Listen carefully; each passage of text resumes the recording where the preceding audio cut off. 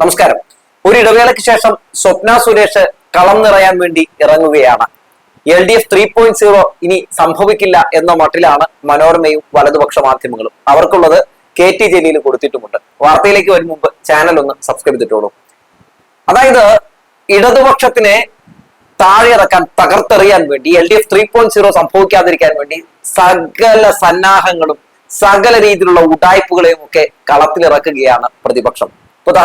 സ്വപ്ന സുരേഷ് പുതിയൊരു യൂട്യൂബ് ചാനലുമായി രംഗത്തെത്തിയിരിക്കുന്നു. അതിൽ കൊടുത്തിട്ടുള്ളത് ഇങ്ങനെയാണ്: ഒരു ഇടവേളയ്ക്ക് ശേഷം എന്ന് പറഞ്ഞിരിക്കുന്നു. സ്വപ്ന സുരേഷ് ടോക്സ് എന്നാണ് അതിന്റെ ആ പേരൊക്കെ ഇട്ടിട്ടുള്ളത്. അപ്പൊ വരും ദിവസങ്ങളിൽ കുറെ ഗിമ്മിക്ക് നമ്പറുകളൊക്കെ ഇത് പ്രതിപക്ഷത്തിനെ ഇടതുപക്ഷത്തിനെ ആക്രമിക്കാനുള്ള നുണബോംബുകളൊക്കെ സ്വപ്ന സുരേഷ് നിർമ്മിച്ചു കൊടുക്കും എന്ന് നമുക്ക് മനസ്സിലാക്കാം. ഒരുപാട് അങ്ങനെ നുണബോംബുകളൊക്കെ നിർമ്മിച്ചു കൊടുത്ത് പരാജയപ്പെട്ട് ബങ്കറിനകത്ത് കുറെ നാളായിട്ട് ഒളിച്ചിരിക്കുകയായിരുന്നു. ഇപ്പൊ വീണ്ടും തലമുക്കിയിരിക്കുകയാണ്. കാരണം നിയമസഭാ തെരഞ്ഞെടുപ്പിലേക്ക് ഇനി കുറച്ച് മാസങ്ങൾ മാത്രമാണല്ലോ ഉള്ളൂ. വലതുപക്ഷ മാധ്യമങ്ങളെ സംബന്ധിച്ചും പ്രതിപക്ഷത്തെ സംബന്ധിച്ചും കുറെ ക്യാപ്സ്യൂളുകൾ ആവശ്യമാണ്. കുറെ രീതിയിലുള്ള ഇത്തരത്തിലുള്ള ഗീർവാണം മടിക്കുന്ന കുറെ ആളുകളെയും ഒക്കെ ആവശ്യമാണ്. അതുകൊണ്ട് കറക്റ്റ് സമയത്താണ് സ്വപ്ന സുരേഷിന്റെ ഇറങ്ങല്. ഇനി KT ജലീൽ ഈ വലതുപക്ഷ മാധ്യമങ്ങൾക്ക് നല്ലൊരു അടി കൊടുത്തിട്ടുണ്ട്. മനോരമയൊക്കെ പറയുന്നത് ഇനി LDF 3.0 സംഭവിക്കില്ല, ഇനി UDF സമയമാണ് എന്നൊക്കെയാണ് പറയുന്നത്. എന്തായാലും കണക്ക് നിരത്തിക്കൊണ്ട് KT ജലീൽ പറഞ്ഞിട്ടുള്ളത് ഞാനൊന്ന് വായിക്കാം. സുനാമിയിലും തകരാത്ത 58 ഇടതുകോട്ടകൾ.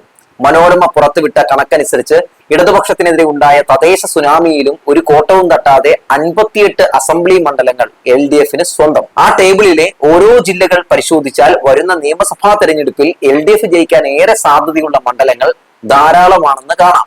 കാസർഗോഡ് ജില്ലയിലെ ഉദുമ K സുധാകരൻ മത്സരിച്ചിട്ട് പോലും അസംബ്ലിയിലേക്ക് ജയിക്കാത്ത മണ്ഡലമാണ്. അത് LDF നിലനിർത്തും. കണ്ണൂർ ജില്ല എടുത്താൽ അഴീക്കോട് സ്ഥാനാർത്ഥി നിലവിൽ LDF ജയിക്കാനാകും. തളിപ്പറമ്പിൽ എതിരില്ലാതെ തെരഞ്ഞെടുക്കപ്പെട്ട ഡസനിലധികം വാർഡുകളിലെ വോട്ട് കൂടാതെയാണ് UDF ലീഡ് പട്ടികയിൽ ചേർത്തിട്ടുള്ളത്. എതിരില്ലാതെ തെരഞ്ഞെടുക്കപ്പെട്ട ഇടങ്ങളിലെ വോട്ടുകൾ കൂട്ടിയാൽ തളിപ്പറമ്പ് LDF ഉറച്ച സീറ്റാണ്. കണ്ണൂരും സ്ഥാനാർത്ഥികളുടെ മികവിൽ LDF നേടാനാണ് സാധ്യത. വയനാട് ജില്ലയിലെ ബത്തേരി സ്ഥാനാർത്ഥി മികവിൽ LDF കിട്ടുന്ന സീറ്റാണ്. കോഴിക്കോട് ജില്ലയിലെ നാദാപുരം, കൊയിലാണ്ടി, പേരാമ്പ്ര, ബാലുശ്ശേരി മണ്ഡലങ്ങൾ LDF നിലനിർത്തുക തന്നെ ചെയ്യും. കുന്ദമംഗലം സ്ഥാനാർത്ഥി മികവിൽ തീർച്ചയായും ജയിക്കും. തിരുവമ്പാടിയിലും കോഴിക്കോട് സൗത്തിലും സ്ഥാനാർത്ഥി മികവിൽ LDF തുടരും. മലപ്പുറം ജില്ലയിലെ പൊന്നാനി LDF ജയിക്കും. തവനൂരും താനൂരും സ്ഥാനാർത്ഥികളുടെ മികവിൽ LDF സ്വന്തമാക്കും. പാലക്കാട് ജില്ലയിലെ പട്ടാമ്പിയിലും തൃത്താലയിലും സ്ഥാനാർത്ഥി മികവിൽ LDF നിൽക്കും. തൃശ്ശൂരിൽ മനോരമ ടേബിളിൽ തൃശ്ശൂർ മണ്ഡലം മാത്രമാണ് UDF ലീഡ് ഉള്ളത്. അവിടെയും സ്ഥാനാർത്ഥി മികവിൽ LDF പിടിച്ചടക്കാനാണ് സാധ്യത. എറണാകുളം ജില്ലയിൽ വെറും 243 വോട്ടുകൾക്ക് മാത്രം UDF മുന്നിട്ട് നിൽക്കുന്ന തൃപ്പൂണിത്തുറ LDF തിരിച്ചുപിടിക്കും. കൂടാതെ കൊച്ചി, വൈപ്പിൻ, കോതമംഗലം, കളമശ്ശേരി എന്നീ മണ്ഡലങ്ങളും സ്ഥാനാർത്ഥികളുടെ മികവിൽ LDF ജയിക്കും. ഇടുക്കി ജില്ലയിൽ ഇടുക്കി, പീരുമേട്, ദേവികുളം LDF ഏറെ സാധ്യതയുള്ള മണ്ഡലങ്ങളാണ്. കോട്ടയം ജില്ലയിൽ ഏറ്റുമാനൂർ, ചെങ്ങനാശ്ശേരി, പൂഞ്ഞാർ മണ്ഡലങ്ങൾ സ്ഥാനാർത്ഥികളുടെ മികവിൽ LDF ജയിക്കും. ആലപ്പുഴയിൽ 520 വോട്ടുകൾക്ക് മാത്രം പിന്നിലായ അരൂർ LDF പിടിക്കും. പത്തനംതിട്ടയിൽ അടൂർ, കോന്നി, തിരുവല്ല, ആറന്മുള മണ്ഡലങ്ങൾ സ്ഥാനാർത്ഥികളുടെ മികവിൽ LDF ജയിച്ചു വരും. കൊല്ലം ജില്ലയിൽ കുന്നത്തൂർ, പത്തനാപുരം മണ്ഡലങ്ങൾ സ്ഥാനാർത്ഥികളുടെ മികവിൽ LDF പിടിക്കും. തിരുവനന്തപുരത്ത് വട്ടിയൂർക്കാവും, ചിറയൻകീഴും, നേമവും, നെയ്യാറ്റിൻകരയും LDF ലിസ്റ്റിൽ ഇടം നേടും. വർഗീയതയ്ക്കെതിരെ ശക്തമായ നിലപാട് സ്വീകരിച്ച് ന്യൂനപക്ഷങ്ങളെ നെഞ്ചോട് ചേർത്തു പിടിച്ച് മതജാതി ഭ്രാന്തന്മാർക്കെതിരെ വിട്ടുവീഴ്ചയില്ലാതെ പൊരുതി ശബരിമലയിലെ കുറ്റക്കാരെ നിഷ്കരുണം നേരിട്ട് മുന്നോട്ട് പോയാൽ സെഞ്ചുറി കടന്ന് LDF 2026 മൂന്നാമതും അധികാരത്തിൽ വരും. മനോരമയുടെ ടേബിൾ നൽകുന്ന സുവ്യക്തമായ സൂചന അതാണ്. LC, AC ലെവലിലുള്ള പാർട്ടി ഭാരവാഹികൾ കൂടുതൽ ജനങ്ങളിലേക്ക് ഇറങ്ങിച്ചെല്ലണം. ന്യൂനപക്ഷ ജനവിഭാഗങ്ങൾക്ക് ചുറ്റും സംഘികൾ ഭീഷണികളുടെ പൊടിപടലങ്ങൾ തീർക്കുമ്പോൾ കമ്മ്യൂണിസ്റ്റുകാരുടെ സാമീപ്യവും ഉറച്ച പിന്തുണയും അവർ ആഗ്രഹിക്കുന്നുണ്ട്. കോൺഗ്രസുകാരേക്കാൾ അവർക്ക് വിശ്വാസം ഇടതുപക്ഷക്കാരെയാണ്. പൗരത്വ പ്രശ്നങ്ങളും SIR-ഉം വരാൻ പോകുന്ന സെൻസസുമെല്ലാം ന്യൂനപക്ഷങ്ങൾ ആശങ്കയോടെയാണ് കാണുന്നത്. അവസാന സഖാവ് മരിച്ചു വീഴുന്നത് വരെ ഒരാളെയും ആരും നാട് കടത്തില്ലെന്ന് ന്യൂനപക്ഷങ്ങളെ ബോധ്യപ്പെടുത്തണം.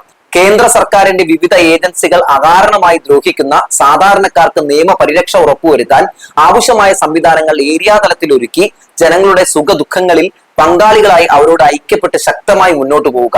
കോൺഗ്രസുകാരുടെ അഭിനയമല്ല, സഖാക്കളുടെ സത്യസന്ധമായ സമീപനമാണ് ജനങ്ങൾക്ക് ഇഷ്ടം.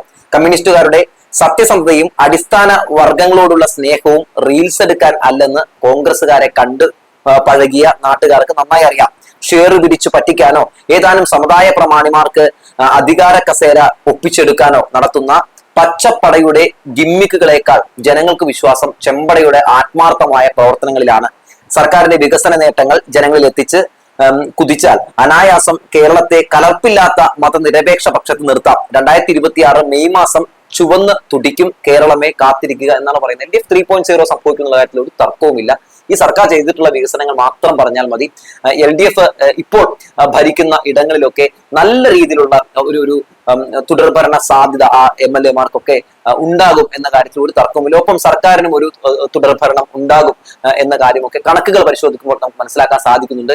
ചെറുതായൊന്ന് ചാഞ്ഞപ്പോ അത് കടയോടെ വെട്ടാൻ വേണ്ടി ശ്രമം നടത്തുകയാണ് മനോരമയും മറ്റ് സംഘങ്ങളും ഒക്കെ. ഇനി വരും ദിവസങ്ങളിൽ ഈ സ്വപ്ന സുരേഷിനെ പോലുള്ള പല ആളുകളും ഒക്കെ കളം നിറയാനും കളത്തിലിറങ്ങാനും പല രീതിയിലുള്ള വ്യാജ പ്രചരണങ്ങളൊക്കെ നടത്തി പഴയതുപോലെ ഇടതുപക്ഷത്തിനെ ആക്രമിക്കാനും ഒക്കെ ശ്രമം നടത്തും. മടിയിൽ കനമില്ലാത്തതുകൊണ്ട് ഈ സർക്കാർ എല്ലാത്തിനെയും നേരിടും എന്നുള്ള കാര്യത്തിൽ ഒരു തർക്കവുമില്ല.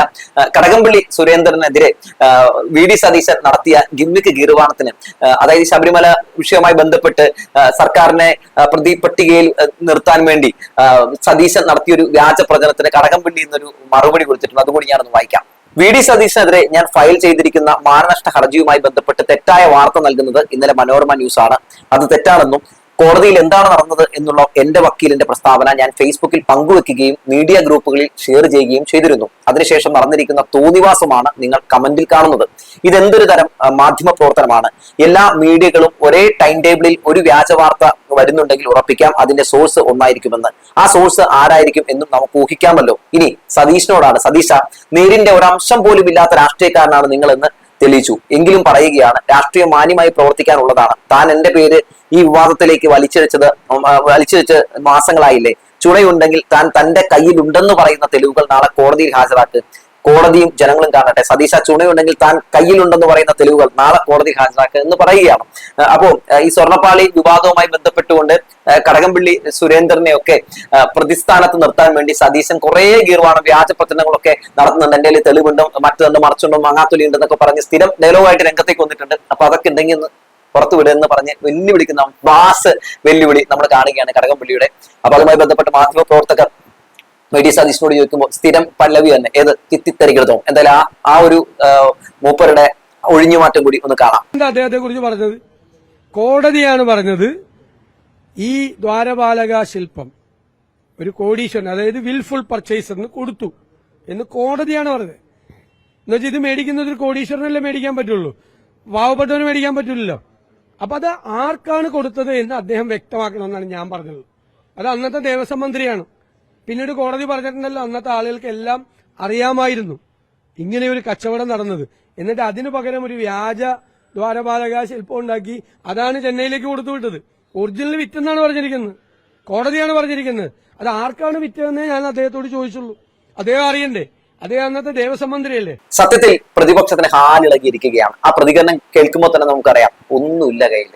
അല്ലെങ്കിലും ഇതുവരെ ഇടതുപക്ഷത്തിനെതിരെ, ഇടതുപക്ഷ സർക്കാരിനെതിരെ ഉന്നയിച്ച ഒരു ആരോപണത്തിലും ഒരു തെളിവും ഇതുവരെ ആർക്കും കാണാൻ കഴിഞ്ഞിട്ടില്ല.